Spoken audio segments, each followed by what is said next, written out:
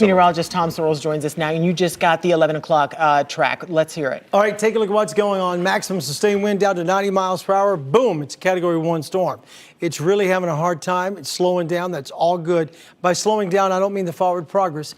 That's been maintained, we believe, at northeast at 8 miles per hour, but it has lost a lot of its punch. Winds are down to 90 miles per hour. Now, I remind you, I hearken you, I make you understand 90 miles per hour is to be celebrated versus 155.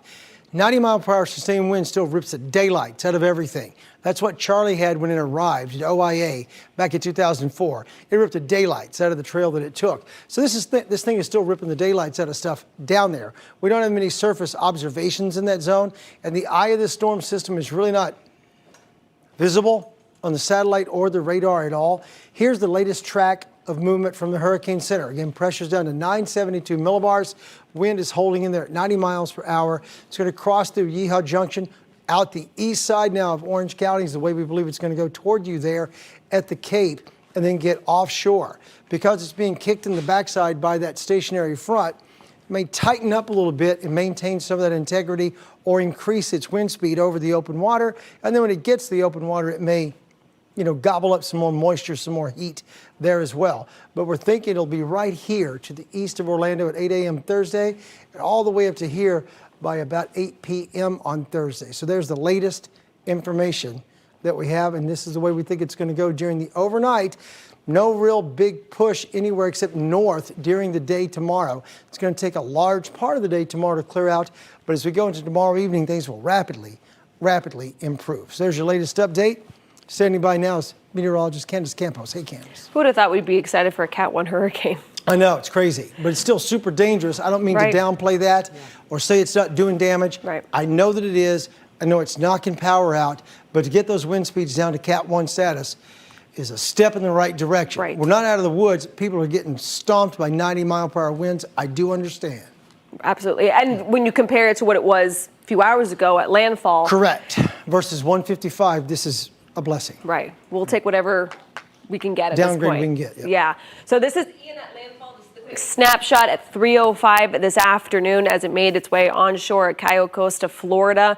That's just north of Fort Myers. There's a little island there. As a Category 4 hurricane with sustained winds of 150 miles per hour. Thankfully, again, it has weakened a bit, but that also comes with other threats. This time, it's for us here in Central Florida, as we are really starting to see the arrival time of some of the strongest winds now approaching our far southwestern zone. So we're talking Osceola County, Polk County. This is going to be the next few rocking couple hours that you're going to be expecting. So let's stop the clock here at Thursday at midnight. So this is about an hour away. You can see everywhere here highlighted in that darker orange means sustained winds of at least 74 miles per hour. That means Hurricane 1 strength between about 74, about 90 miles per hour. Everywhere in the darker orange here showing about 58, about 60 to 70 mile per hour winds. And that also includes now a big portion of our southern zones, basically from Metro Orlando down through Osceola, Brevard, southern Lake and Sumter County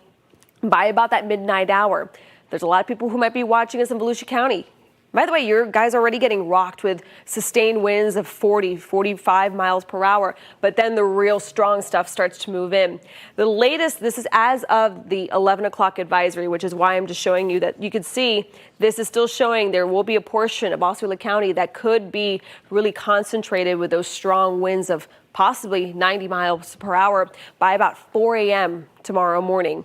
And then as we continue that clock, it looks like we possibly could get it down to a tropical storm by about 8 in the morning tomorrow. Big portion of our area still dealing with winds of upwards about 60 miles per hour. And that is now starting to move into Flagler County, parts of Marion County, as it finally starts to exit out into the Atlantic, which will be more concern for the eastern seaboard throughout the weekend. So again, it is going to take some time between about 11 o'clock tonight or midnight tonight into at least 9 o'clock Thursday night. So it's going to be a rough go, especially throughout the overnight hours and into about daybreak tomorrow. So even though we talk about it downgrading to a Category 1 storm, it still comes with a threat for tornadoes and flooding that will be certainly in the mix throughout the next few hours through Volusia County, Seminole County, Orange, Osceola, and Brevard County until 5 a.m. We do have that tornado watch in effect. And of course, if there are any warnings as well, we will be bringing them straight to you. Flood watches and warnings also across the board here. 2 o'clock in the morning on Friday, we will still have that flood watch, as it will take some time for a lot of that water to start receding, kind of absorbing into the ground. But speaking of water on the ground, this section here highlighted in that bright neon green.